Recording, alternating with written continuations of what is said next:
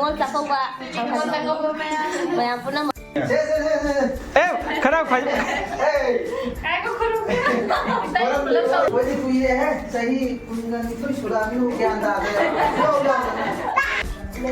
ꯂꯩꯖꯕ ꯈꯔꯗ ꯁꯦꯠꯆꯔꯕꯅꯤ ꯁ꯭ꯋꯥꯏꯁꯤꯒ ꯑꯁ ꯐꯣꯇꯣ ꯁꯨꯠ ꯇꯧꯈꯤꯒꯦ ꯔꯤꯜ ꯁꯦꯝꯕꯩ ꯀꯣꯏꯊꯤ ꯊꯤꯔꯤ ꯔꯤꯜ ꯁꯦꯝꯕꯗ ꯑꯩꯈꯣꯏ ꯃꯊꯋꯥꯏ ꯂꯣꯏꯗꯣꯏ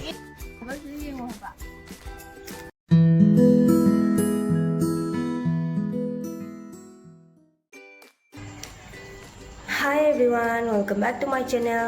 Mayam ngasidi ningon chakauba numini aduna aisu ngasidi kesalle kesali sena kaina iduga akoi su ngasi se ningon chakauba numit oibana ado akoi mayam akoi mitei khara leibado aduga pullaga sum akoi ningon chakauba gi ngasi se sum chak chamina siedana haina bane adugi chatoini ado ji sumaina loisanba lore ado mayam da su ngasi ningon chakauba gi numina sida mayam da aina wish tawjari happy ningon chakauba mayam bu harau tayamna nusi janana leiba oisano aduna mayam yumsu yamna miss tawi ngasigi numit asida ado kaidawni upaidi leite lamlapna leibanina adum akoi dum itei mitei ichinaw khara leibaduga pullaga sum chak chamina siedana ningon chakauba gi numit asida adugi damakta koi haji chatkena tawri ado mayam da sum jenghanjarake आजावरगा को अदो हुजिक मयाम आइसे लोइसनबा लोइरे आइगी dress से सुमाइना सुम सेले हुजिकी ओइनादी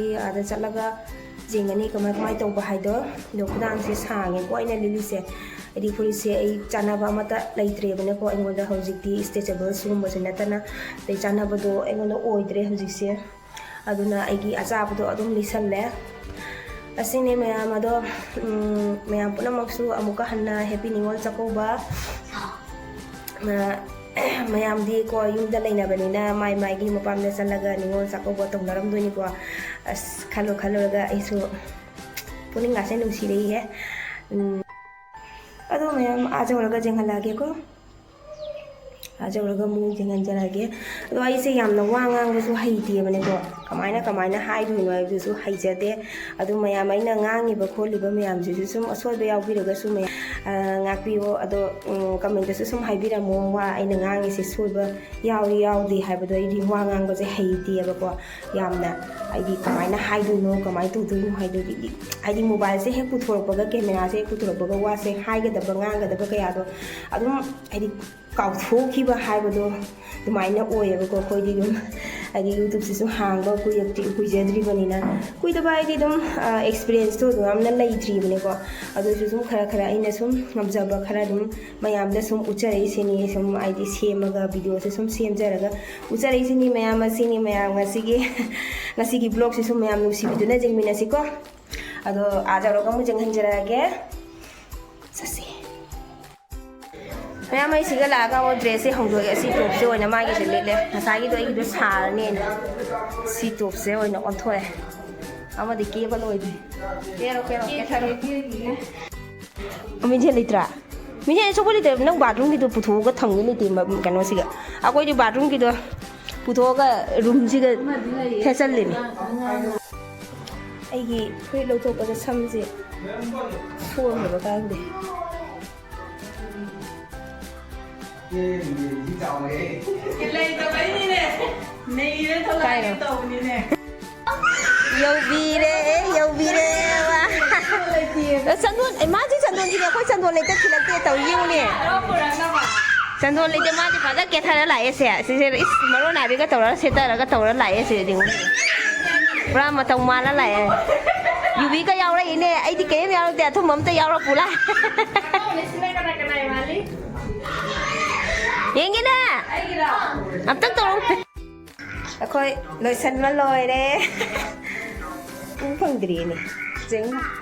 Asim din lam ngal le. Ai mai mà sang thời đi u ba phang ni. Lao nang sa lao. Pula si lao. Mai am kam dau ke je ko. Ada. Sum alai bodo. Sidan lai bodo dum se sal la bane. Lai ba khara da se sal la bane. Padai. Lao nang sa lao. Hindi masuk madi sandun kan namanya si sandun nih bani na aku sandun no kuat tre bani mayam kam dau ke habi ro je mo จันโดมาแล้วก็เอามาดีไม่ใหญ่เลยตัว ಅದು ಊರೋಯ್ ಚಂದೋನ ನಂದರೆ ಅದಕ್ಕೆ ಕೇಳಕತ್ತಿಕೋ ಚಂದೋಜೆ ಅಮೋಗ ತಿಮ್ಮನ ಅದು ಫಜಯದ ಮೈ ಸಂದೋಲೆ ವೆನೆ ಸಂದೋಲ ಫದ ತಿಂದರ ಲಾಯಸ ಅದು ಮಕ್ಯಾ ಮಖಾದ ಅಖೋy photo shoot ತೌರುಗಿ ನೀವು ಸಾಕೌ ಬಗಿ ಅಖೋy ಮಖಾ ಕುಂಸರಗ ngasi photo ಕಾಪುಗಿ ಗೆ 네 아들이다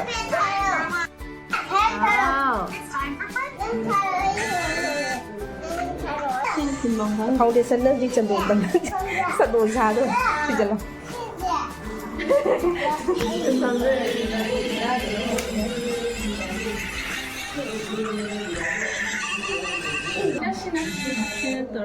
ಅದನ್ನ ಜಾನ ಏನು ಗೊತ್ತಾಗಿತ್ತು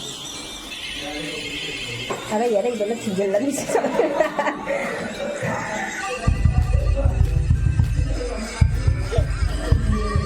mang thâu vào đó mà con cái này lại vào đó tàu rồi này chứ clip đâu rồi thì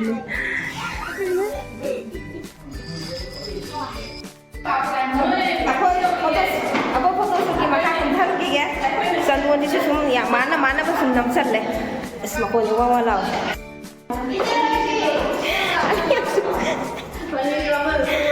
laiba angang laiba Ayun Gulmor na da ka pa na padaroy da. Sadi saya. Marum da sa sin sayam say. Kaino ID sim kanon. Sida oy na ukhong siga ukha sida natra sida oy na ka pa si. Gari ju lai ni the. Koi photo su se mafam khang dre kadai kap sige. nó sai để xôm thế nào chứ mà để thì khá phải gì Xoay thế này nè 5.000 cái đó cây nào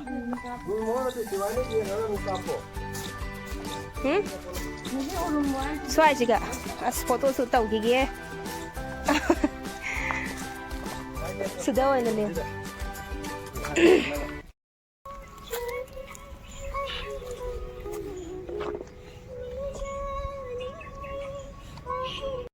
Ahong ba? Nang light on man ni shon kan na pay. Nati ay kasi kino ni video niya ba. Ako sa rin siya pa ta sa idi yung na lay ni. Ya dan lay ako mari na. Sa kan sa ti na. Go na mo sala ba. So na mo sat kare. Ako ja dung sa ka mo ka mangang ni. Real se mai ko ti ti ri. Real se mai mapam ti. Mobile ta mam jaga lai. Ai na. 누가 자도 빠이타로 이러고 말로 폰지 탐범 레이트레바 시 어디 자니 sinh để xem mà bà thì sinh sinh mà ning thì là yên ngọ. Cái nó 마망세 손다네 수마나 cái nó ni mà ning thì 손도 마마이 레이 토가 난 랑브라 가는 또이 어? shon kan na pa da tôi. 시나 맘메 손다 아이 녹닝을 시래 손에게 폰지 손다 탐시라 두대 야로 Real sim mà đâu coi mà thôi lỗi rồi.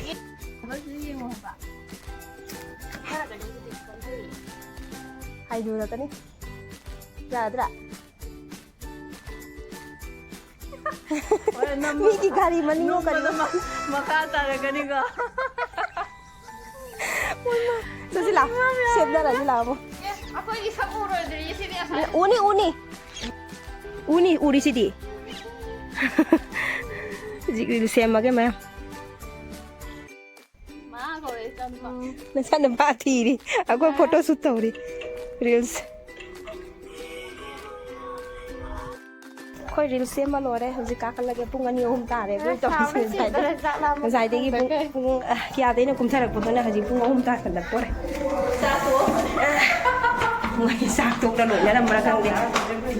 Chân luôn ơi mút khề cái đi. anh cảm ơn cô ấy đã rồi Mathil mayam sida leire sina ok thongba asida soibum ironba sina nga tawba sina nga toyba sina salad leire sina zak leire pisu hongdo e do hoji saba ani saba hawrani pakang budi sona sa re ko ni pikang mo sida leire pakang mo son dum da sa lão lão sao nó lão nói đi xuống lão anh đi xin đổi chung sai đi chung chung thằng này tôi mẹ em xa xa rồi đó thằng này là gì mẹ mà coi xa bao đi lối sân lệ đó Jangan Man Boleh tiang Sama lo isala Mayam tu su Mayam tak pun hai mina si ko Happy ningol tak ko ba Mayam pun nama pu istau jadi happy ningol tak ko ba Happy ningol tak ko ba ngasai tu hayau dre ko se Kuzi mu takina kau ko dia Takina ki आज कहीं वहाँ hey how will I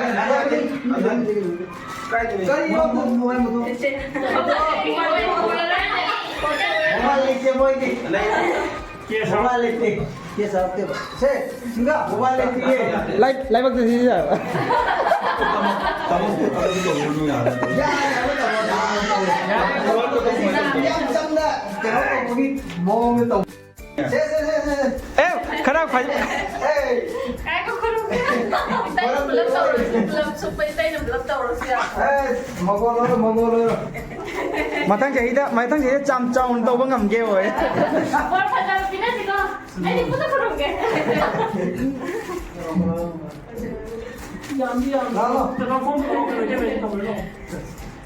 xuống đây đúng chân mà thằng với cái quý ấy sấy tôi sửa lại cái cái anh ta đâu đâu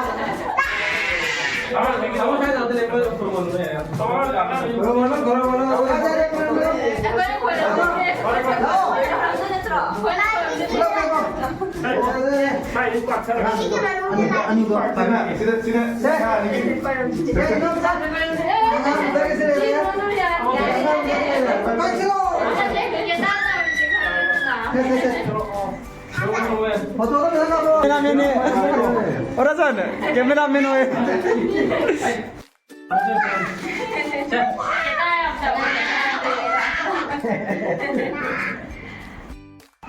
Siapa dakina sudah aku beg na sai ano do sila lay beg sila ire ako ngi amana nangi sina kay color no gray color amai si gray color asina kay color hai do no gray hoy na du su gray hai ni ai sina pink color gi dakina yam phange mayam akoi yaure jumda Wabana sulo le theng nga si se pung manga mung ta re ode lak pada halak pada theng ya da nga si gi sakau bu su yamna nungai khre ado khoi mayam pun dana yam harau khre hau su hau khre mathen sin su loina ado si da lai re sai ne jeng la do nga si gi dakina si be ka ma lai re si dana fruit amaga maina adagi akhoi gi su paisa wa na rum pirame Dakina sawa tongna ado kena tawdre me di posai du dum lei budu ko podo lei hodre bani na dum pesa ona dum tawrame asini mayam ado mayam ngasi gi video se swai se loisan jarage do nuai biragadi mayam so like share subscribe to bo ka biganu bye bye